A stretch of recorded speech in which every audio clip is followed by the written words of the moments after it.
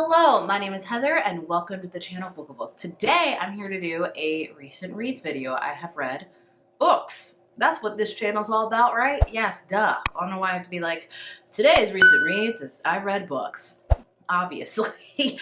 I have 5 books that I've read in the last few weeks or so that I wanted to talk to you guys about. If you don't know what my recent reads, I tell you what the book is about, what I liked about it, what I didn't like about it, and my rating. I try to keep it all spoiler free. I will leave timestamps down below, and I try to keep it, somewhat short. I always say, but we'll see. Today I'm talking about 5 books. The books I'll be talking about today are The Alchemy of Secrets by Stephanie Garber, It's Different This Time by Josh Richards, Secret Nights and Northern Lights by Megan Oliver, Love in Plain Sight by Lauren Connolly, Conform by Ariel Sullivan. So like I said, timestamps will be down below. Without further ado, let's get into it.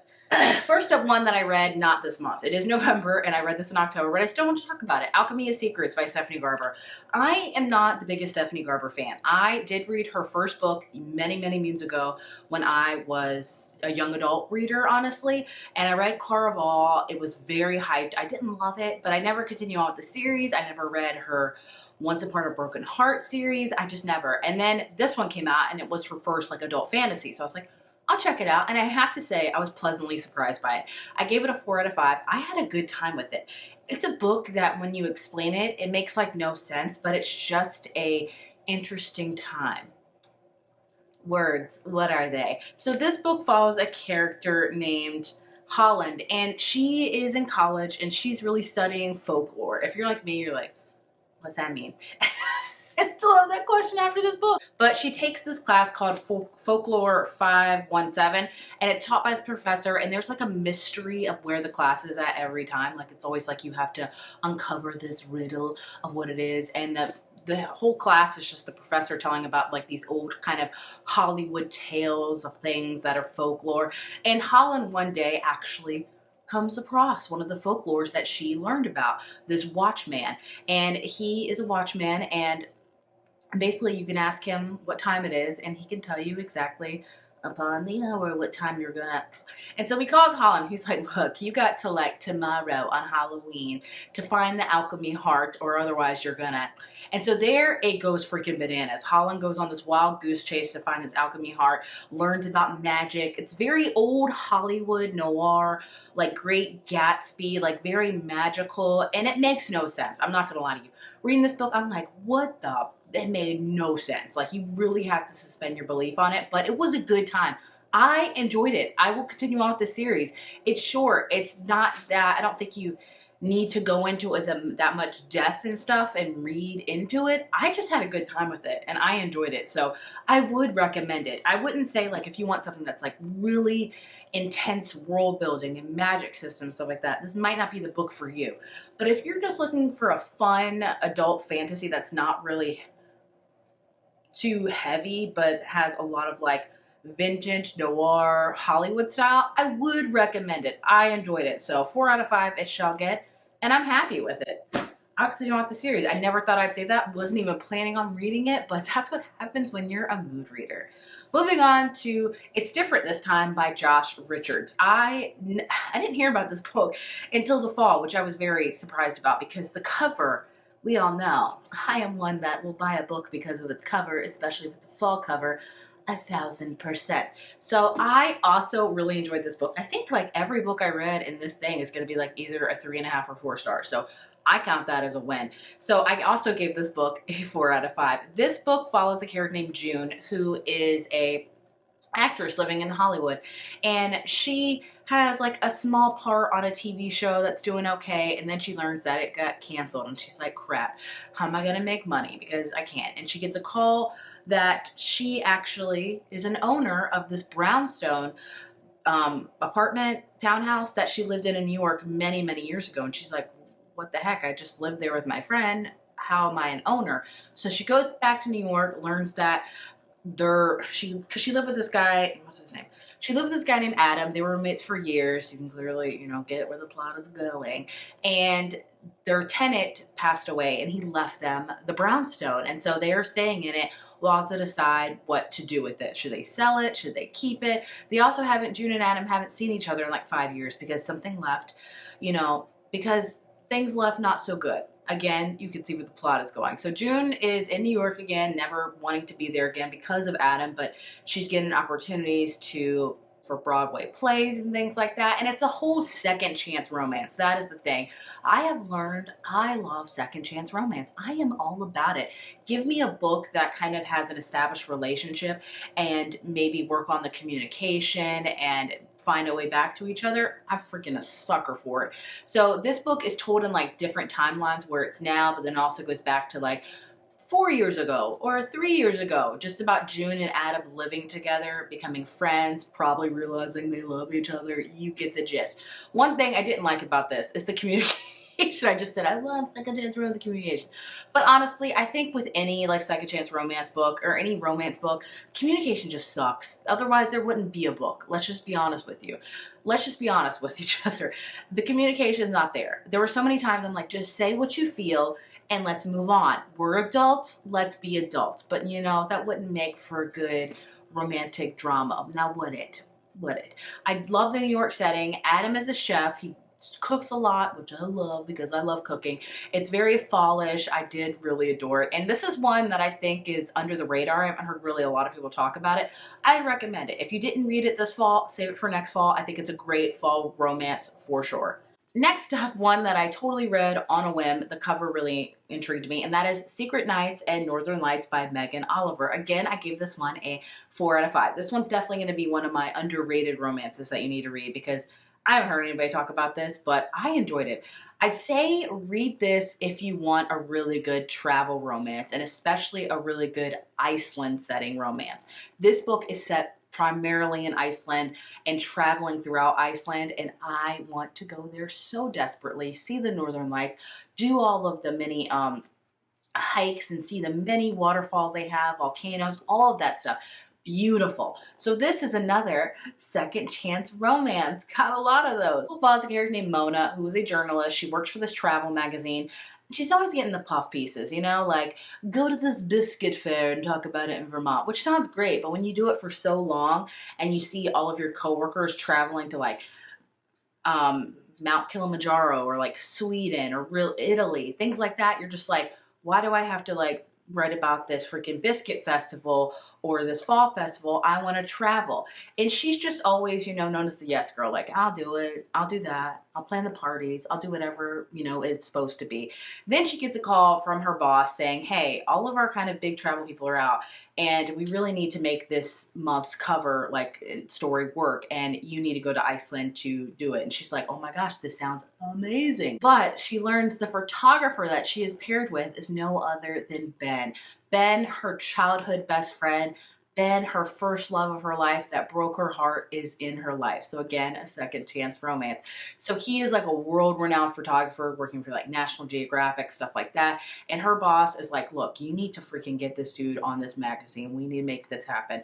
It is your job. And she's like, crap, I guess I have to do it. So the whole book is about her and Ben traveling to many different Iceland locations, doing kind of the itinerary with hiking. They go to different waterfalls. They look at Northern Lights. It's like, oh my gosh, it is like the bucket list of all bucket list of Iceland, while also recapturing their feelings they had when they were younger. Again, the communication is so just, you know, the guy was like, look, we need to talk about what happened to go.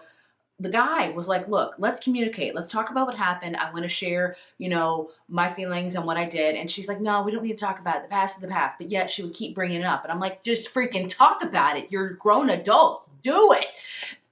I don't know why that makes me so upset. I think because I realized life is short. Just say what you feel and let's freaking move on. That's all I have to say about that, apparently. But either way, the romance, the yearning, I did really like. I love the relationship between them. I love the whole, Iceland was like a whole character in this book, honestly. I did really enjoy it, and I would recommend it. So this one's definitely an underrated one. Perfect to read in your winter because Iceland, Northern Lights, you get the deal. I thoroughly enjoyed it. Book I read, I feel bad. It does not come out till December, and I'm very sorry about it, but I just really want to read it, and so I did. And that is Love in Plain Sight by Lauren Connolly. I read her debut novel last year, P.S. I Still Hate You. Loved it. It became one of my favorites of the year, which I'm always surprised when I read a book at the tail end of the year that becomes a favorite because it's just so unheard of. But I genuinely loved it. It was very romantic, full of yearning, second chance, but also really emotional and in depth about grief. So I was very like excited for Love in Plain Sight. And I have to say, I didn't love it nearly as much as her first book. I gave this one a 3.5 out of 5. It wasn't anywhere near emotional as I wanted to, nor was the romance really like there for me. So this book follows a character named Beth. She works in a small town diner and she doesn't have a lot of money. She's trying to pay off, you know, her mom's medical debt because her mom did have cancer. And she has a very wealthy half brother that has given her the money for this. And she has been kind of lying to him about being able to give the money back, da da da da. But she also has this really big love of planes. She has always wanted to be a pilot, never really had the chance to. Luckily, her brother's best friend, George, is a pilot, and he is like, look, I will be your pilot instructor for free, okay? Like, I will teach you how to fly. And she does not like having any handouts, which I can understand, but she reluctantly does because she wants to learn how to fly. She wants to be a pilot. And so the whole book is about Beth and George and him teaching her how to fly a plane while also she has a crush on him and she thinks he hates her. And you can clearly see where the plot is going. The romance, it was steamy. The steamy times were great, I will say that. But it just wasn't, I didn't feel it, you know? Like in P.S. I Hate You, that was a second chance romance that you felt it. The yearning was there. This one, I didn't really feel like it was 100% there. Also, the emotional depth. The whole book, Beth really struggles with guilt for like money and things like that. Also with her mom's medical bills. And I felt it because I feel that in the same boat with stuff like that, money and stuff. But I don't, like, it wasn't really emotional for me. I didn't really connect with Beth a ton. I didn't feel like she was just always on the surface. I didn't feel like we really got really deep into her with like her feelings and stuff. So I don't know. I didn't love this one. If I had to recommend one over the other, I would highly recommend P.S. I Hate You. But hey, if you just want a romance book about flying planes and stuff, and she is very clearly like thinks he is so attractive because of that, you do you, and you have a good time with it. It's a good romance book overall, but it wasn't anything near to the par of her first book, and that's just my opinion, so I will be moving on. So my last book that I read, totally on a whim, Conform by Ariel Sullivan. I read this because I've been hearing about it, and I decided to listen to it and read it also, and I have to say, I freaking ate it up. I was like thinking, should I give this a 5? And then I was like, no, it really wasn't a 5 for me, so I gave it a 4. Would I be surprised if this was on my list at the end of the year of my favorite books? No, because it was addicting and I freaking ate this up.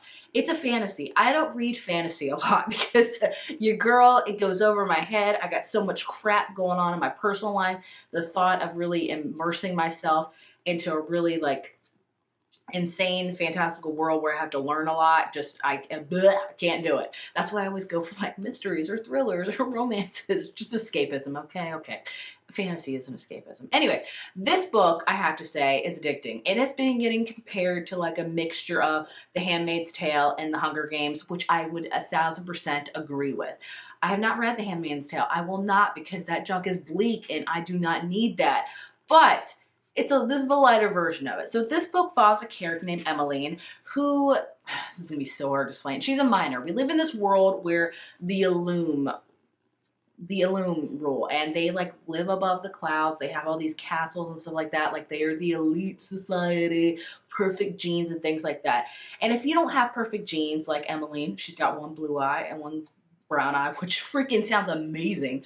You are cast as a miner and you just work literally, and that's all you do.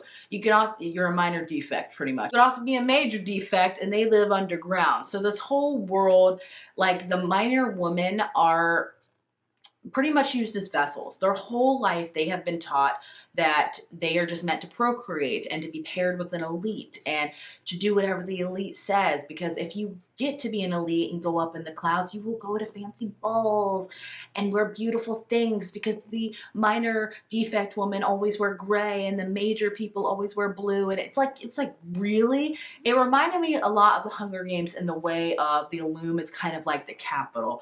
They wear crazy things. They think they're just better than everybody. To be theirs, to be like the most regal member of the society in the entire world and to look down upon everybody. That's where the Hunger Games comes in. Is this like a battle to the death? No. The whole Hunger Games thing, I think, is just because alum, whatever it is, and the elite are like the capital, pretty much. Just picture them when you read this book. That's what I did.